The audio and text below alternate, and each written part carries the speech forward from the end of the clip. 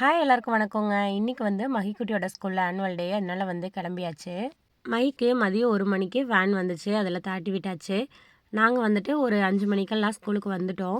5:30க்கு மகிக்குட்டியோட dance start ஆகும்னு சொன்னாங்க. அதனால வந்துட்டு ஒரு 5 மணிக்கெல்லாம் வந்துரலாம் அப்படின்னு சொல்லிட்டு வந்துட்டோம். இப்பதான் வந்து ஒரு ஒருத்தரா வர ஆரம்பிக்கிறாங்க. வந்ததுமே வந்து நாங்க டீ குடிச்சிட்டு, அதுக்கப்புறம் அப்படியே மகி என்ன பண்றான்னு சொல்லிட்டு பார்க்கலாம் அப்படின்னு சொல்லிட்டு இந்த சைடு வந்தோம். எட்ட நின்னு பார்த்துட்டு அப்படியே வந்து உட்காந்தாச்சு. 5:30க்கெல்லாம் ஃபங்ஷன் வந்து ஸ்டார்ட் பண்ணிட்டாங்க. ஸ்டார்ட்டிங் வந்து பரதநாட்டியம் ரொம்ப சூப்பரா இருந்தது.